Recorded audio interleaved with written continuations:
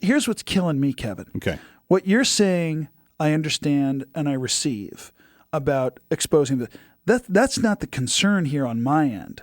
On my end, you have kids performing sexual acts in this grandiose kind of way. As entertainment. As knowing, I mean, there's girls doing things here and they're giving permission.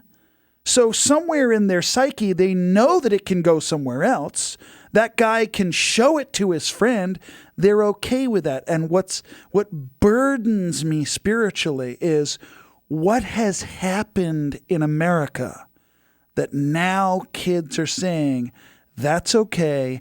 Isn't that cool? Yeah, whatever. Okay, let's focus on that question alone for the next few minutes. That's what tragic. Happened, that is tragic. What happened in America to cause kids to say that the barriers are down and it's okay for the world to watch me do my business? Right. Let's focus on that question specifically. What happened in America to create that? You have this whole thing happening in the elementary, middle school, and high school level where these girls wear these bracelets now that have a certain kind of beaded color scheme on them that identifies what they like to do sexually, what they're willing to do to a boy. Wait, that's what the different colors mean?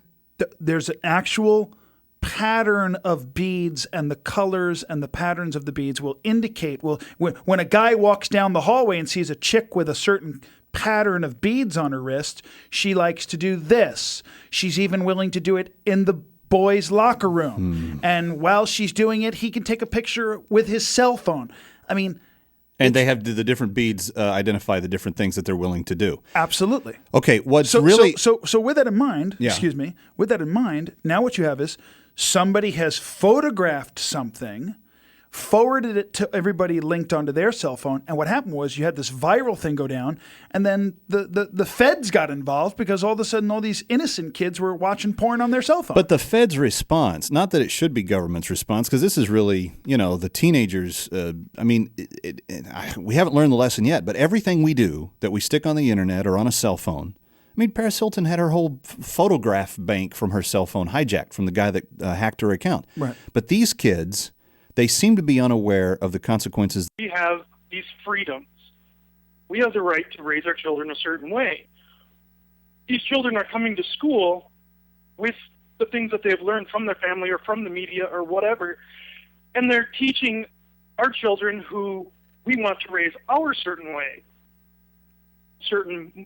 Without all the pornography that you can just turn, you can watch commercials and see all this stuff. Right. I limit my children from seeing these things. Yeah. And then when they go to school and they're inundated with all this stuff that they're doing in school, sure, that all of a sudden takes my freedom away.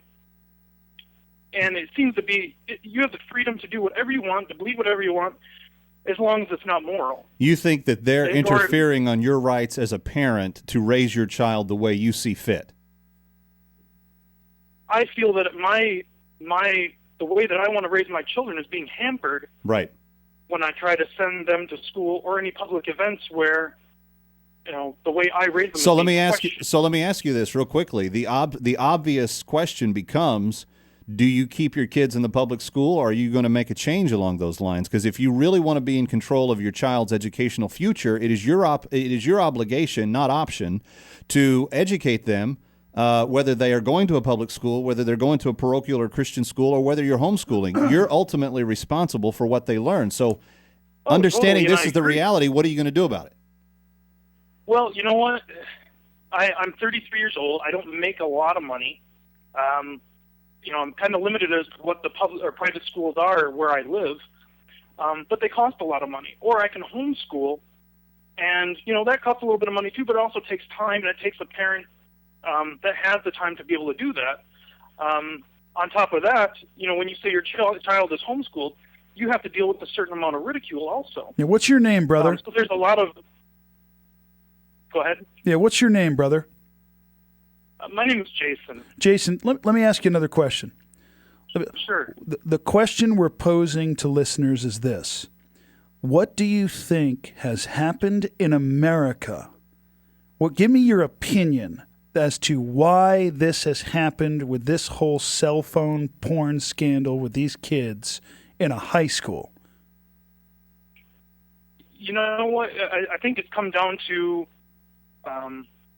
just the freedoms that we give our children and what takes place in the home that makes their children think that this is okay. So you believe it's a parental reality? You believe it's some kind of not totally parental, but it comes down to it comes down to everything. All these things that our children are just hammered with on a daily basis. But so you're talking about it's not only just in the house and how prepared or unprepared they are to deal with the culture. You think that just the culture, and as a result of what the media is doing and the bombardment that the culture is being hit with each and every day with all this type of bad stuff, that's where you're coming from. Right.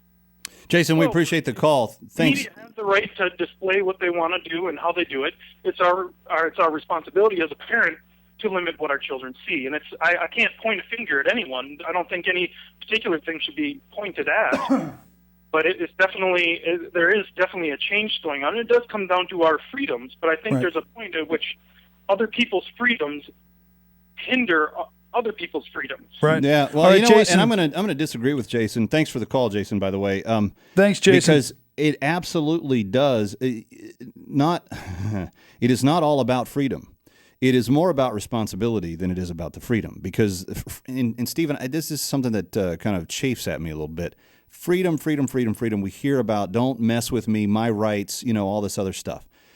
That conversation is always held in like this vacuum void of really any reality about consequences to that on the other side of it. Well, exactly. Your freedoms end. You're free to swing your fist in the air as wildly and as crazy as you want to. Your freedoms end when it touches the tip of my nose. Right, exactly. Yeah. And I'm in total agreement with you. And I'm somebody that even before I became as radical as I am in my walk of faith, Dr. Hardcore, you have to understand something, that for me, I've gotten into those conversations, and I don't want to go politics now. We're not doing that today, but I just want to say this, that I've had more people, have a problem with me saying, hey, what's the matter with the Patriot Act? I got nothing to hide. And you got so many people saying to me, I don't want people listening to my phone calls.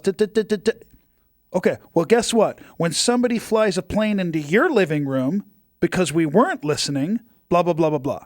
Bottom line. And I'm going to probably get in big trouble for that. Freedom cannot exist without a counterbalance of moral responsibility in a society. And moral responsibility gives the foundation for which freedom can then be expressed in a safe and wholesome way. And that is why I'm here, and that is why we're Baldwin McCullough, baby. We got a lot more to talk about. The phone number is 347-205-9765.